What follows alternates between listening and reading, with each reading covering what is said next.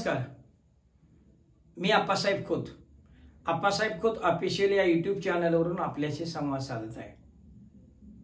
आज मी आपल्यासमोर माझ्या गवणे या पहिल्या कथासंग्रहातील गुतापा नावाची कथा कथन करत आहे. कथेचं नाव गुतापा. ए रंगा, रंगा, अरे इकडे इकडे. गणपना रंगाला हाक मारली आणि घराच्या ओढीने चालणारा रंगा गणपाकडे आला.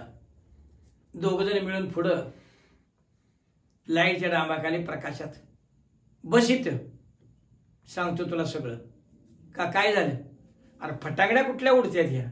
फटांगड्या सांगतो बस. दोघजण डांबाखाली उजेडात बसली. गणपाने तंबाखू मळली आणि तंबाखूची चिमट दाढला धरली. रंगाने मी तंबाखू दाढला धरली आणि मग रंगा म्हणाला, तुला काय अजून कळलं नाही? कंच म्हणतोय हेच की, फटांगड्या का उडतोय हे मी विचारतोय. फटांगड्या?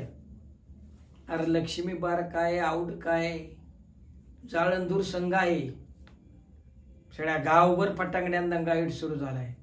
पण कारण तरी काय? म्हणजे तुला कळलं नाही तर? नाही बाबा.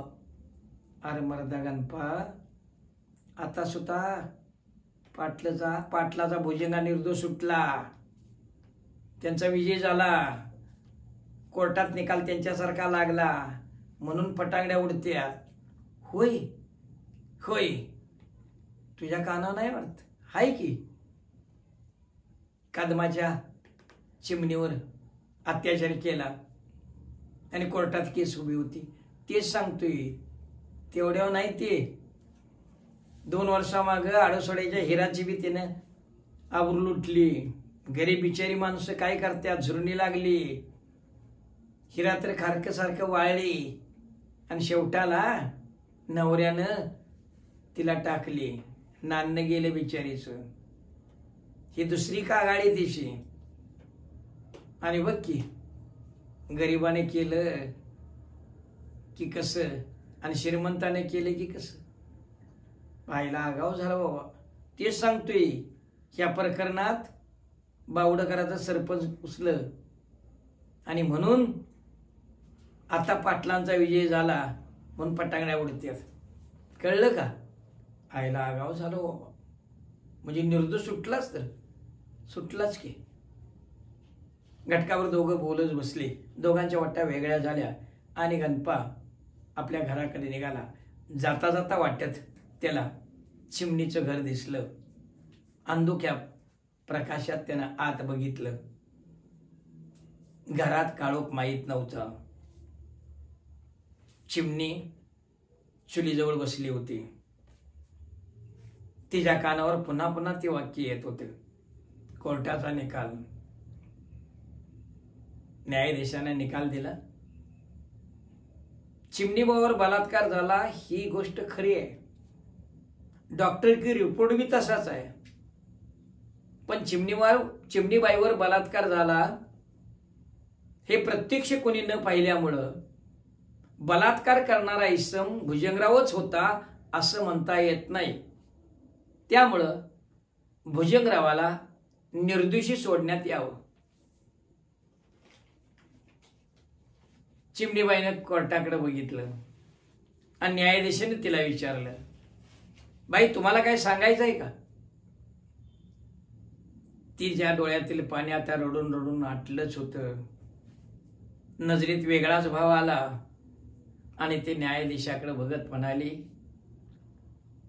मायबाप मला काही सांगणं नाही आणि माझं काही मत नाही. पण एवढंच सांगते, गुतापा मात्र सुटला नाही. चिमणीला पुन्हा पुन्हा हे आठवत होतं. लक्ष्मण कदमाची चिमणी ही मुली आहे. लक्ष्मण कदम आणि साऊ रोजगार करणारी माणसं. त्यांच्या पोटाला 3 पोरं. थोरली मुलगी चिमणी. लाडा कौतुकानं नाव चिमणी ठेवलं. धाकटी एक मुलगी आणि त्याच्या पाठीवर एक पोरगा, तो 5वीत शिकत होता. दररोज एकाच्या बांधाला जायचं, रोजगार करायचा आणि पोट सांभाळायचं, अशी त्यांची अवस्था. असं दिवस चाललं होतं. सावलीसारखी साऊ लक्ष्मण कदमाच्या संसारात उभी होती आणि ती संसार चालवत होती. बघता बघता दिवसाचं चाललं आणि लक्ष्मण कदमाला लकवा मारला. चालत्या गाडीला गुन्हा लागला. रातभर रडत बसली साऊ. काय करायचं? पैसा अडका कुठला आणायचा? देवरेवरशी केलं, अंगारा झोपारा केला आणि काय काय करून बघितलं, पण तेवढ्याहून गुण आला नाही. कोणतर म्हटलं लांब तिकडे आकेवाडीला औषध मिळते या लकव्यावरचं, जाऊन आणा. लई पैसे घेत नाहीत पण गुण येतो या. साऊबाईनं उदार उसनं 4 पैसे घेतलं, आकेवाट गाठलं, औषध आणलं आणि खरंच त्या औषधानं थोडाफार गुण पडला. लक्ष्मण कदमाला काठी टेकासना चाला येत होतं. तरी पण तो आदूच आता घर सावरलं पाहिजे. साऊशिवाय घराला कोणाचा आधार होता. आता चिमणी वयानं मोठी झाली होती, उपोर झाली होती. उपोर होऊन 2-3 वर्ष झाली होती तिला आणि ती आता देखणी पान दिसत होती. तिचं रूप 4 चौकात उजळून दिसण्यासारखं होतं. हिरव्या गंध कणसासारखं तिचं शरीर टच भरलं होतं. जाणाऱ्याच्या नजरेला भूल पाडत होतं. तिच्या गालावर गुलाब फुलला होता आणि छातीवर मोर नाचत होता. जाणा येणाऱ्या भुलर पाळावी असं तिचं सौंदर्य होतं. आता सावला लेकीची काळजी लागली. लग्न करायला पाहिजे, पण कसं करायचं? दिवसमानी असं, पाऊस काळी असा, गरिबी 5वीला पुजलेली, रोज एकाच्या बांधाला जायचं, मग पैसे कुठला आणायचं? तरी पण चिमणीचं रूप बघून, गुण बघून 4-2 स्थळे आली. चिमणीला त्या माणसाने पसंत केली, पण देण्या घेण्यात जमलं नाही. पोरगी म्हणजे नातीदुती, पोरगी म्हणजे पदरात जळता निकारा. रातभर साऊ घोर करत होती. बरं, कामधंदा केल्याशिवाय पर्याय नव्हता. रोज लोकांच्या रोजगाराला जायचं. तर दररोज एकाच्या बांधाला जाण्यापेक्षा गावाजवळ पाटलाचा मळा, 10-20 एकराचा मळा, कायम 4-6 बायका कामाला असायच्या. त्या पुट्ट्यात साऊ आणि चिमणी सामील झाल्या. दोघीजणी जाईत होत्या कामाला. आता भुजंगात पाटलाचा पोरगा कसा होता हे सगळ्या बायकांनी गावाला माहिती होतं. तरी पण ती सावध असायची. थोरला पाटील देव माणूस, पण त्याच्या पोटाला असला हिरा जलामला होता. जाण्या येणाऱ्या बायका, शेजापाजारच्या बायका सावला म्हणायच्या, साऊबाई वाघच्या गोयेत निघाले आज. तरणी ताटी लेख संघ आहे, सांभाळून राहा बाई. नाही त्याचा भाई, माझं लक्ष आहे, मला सांभाळलं पाहिजेच की. म्हणूनच सांगतोय, मी संघ असतोय की, तरी पण जागसूत राहा बाई. जाण्या येणाऱ्या बायका तिला सल्ला द्यायचा. कधी कधी साऊच्या मनात यायचं, ह्या पाटलाच्यात रोजगार करण्यापेक्षा बाहेर कुठेतरी रोजगार करावा. पण 12 महिने काम कोणाच्यात आहे.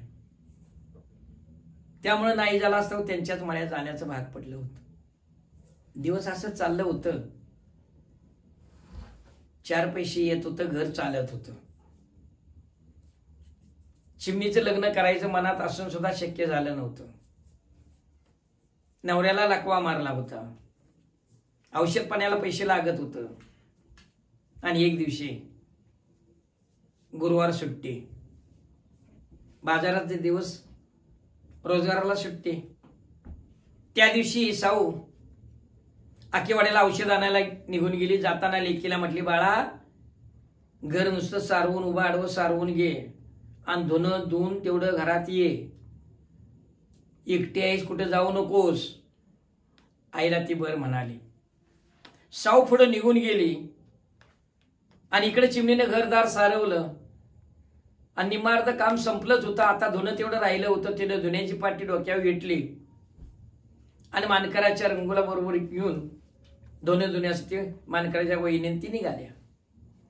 आता धुणं यायचं गावंदरीलाच मळा आणि मानकराची वहिनी संगाय म्हटलं ह्याचं काही कामच नव्हतं.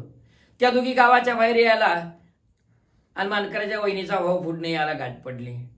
आता भाव आला म्हटल्यावर वहिनीचा नाईलाज झाला. ती माघारी आली. चिमणीला वाटलं आता मळ्यात धुणं धुवायला एकटं जावं का नको. पुन्हा तिने विचार केला. दिवसा डवळ्या काय करतोय, जायचं नुसतं धुणं धुवून तरी याच आहे. आणि माणूस काढून शिवारात माप मायना. मनाचा दृढ निश्चय करून ती गेली. पाटलाच्या विहिरीमध्ये गेली. धुणं उचकळलं. धुणं धुवून वर आली आणि 2-3 पायऱ्या राहिल्यात. ती पायऱ्या चढून वर यायला आणि समोर भुजंगा उभा. भुजंगाला समोर बघून तिला धडकीच भरली. खरं तर या 2-3 वर्षामध्ये त्याने एकदा दोनदा त्याने खडा टाकून बघितला होता, पण चिमणीने त्याला दाद दिली नव्हती. याचा राग त्याच्या मनात होता. त्याला पुढे बघितल्यावर काय करावं त्याला कळना. तिने इकडे तिकडे बघितलं. शिवारात कोणच नव्हतं. दुपारची वेळ, बाजाराचा दिवस. तशी ती पुढे झाली. डोक्यावरची धुण्याची पाटी सावरत मधल्या वाटेनं जावं म्हणून दोन्ही उसाच्या बांधाने निघाली. घोडा बांध भरभर पावलं टाकत ती पुढे निघाली आणि भुजंगा पुन्हा आडवा आला. ती काय बोलायच्या अगोदर त्यानं सरळ तिच्या हात धरला आणि आपला टावेल तोंडावर दाबला. डोक्यावरची पाटी धुण्याची कधीच निघून पडली. तिनं माग सरकून 2 लाथा त्याला अवघड जाग्यावर मारल्या. तसा त्याच्यातला अहंकार जागा झाला. त्याने त्याला उचलीन खाली पाडली. 2-4 लाथा अशा घातल्या की त्या लाथेच्या माऱ्यामुळं चिमणी बिचारी बेशुद्धच पडली. भुजंगाने तिच्या चुमडीचा बोळा तिच्या तोंडात घातला आणि टावेलानं तोंड जाम बांधलं आणि बेशुद्ध पडलेल्या चिमणीचा त्यानं बलात्कार केला. चिमणी बेशुद्ध पडली. आता कोणच नव्हतं. सगळं शिवार शांत होतं आणि या वाईट कृत्याला सुरुवात झाली होती. बेशुद्ध पडलेली चिमणीचा देह त्याने वरवडला. तो निघून गेला. थोड्या वेळानं चिमणी शुद्धीवर आली. तिच्या लक्षात आलं सारं संपलंय. धाय मोकळून ती रडू लागली. साऱ्या अंगावरची वस्त्र फाटली होती, केस विस्कटले होते. तशा अवस्थेत ते घरी आली. संध्याकाळी साऊला कळलं. तिने हाणून बडवून घेतलं. काय करावं तिला कळत नव्हतं. लक्ष्मण त्यालाही कळलं. लकवा मारलेल्या पायानं थरथरत्या हातात काठी घेऊन त्यानं थडा थडा थडा भुईला काट्या आपटल्या. चोचऱ्या तोंडानं तो बडबडत राहिला आणि साव अश्रू ढाळत राहिली.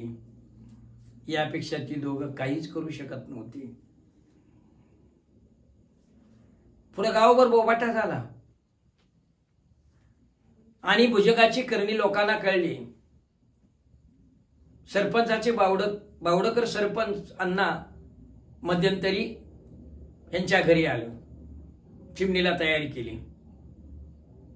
पोलीस स्टेशनमध्ये केस नोंदवली. डॉक्टरी तपासणी झाली. भुजंगरावला अटक झाली. पुढे पुढे केस पुन्हा उभी राहिली. मधल्या काळात थोरलं पाटील सावच्या घरी आलं. हातापाया पडतो म्हटलं. लोक माझा चुकलाय, त्याला पदरात गेल, लागलं तर 4 रुपये देतो म्हटलं.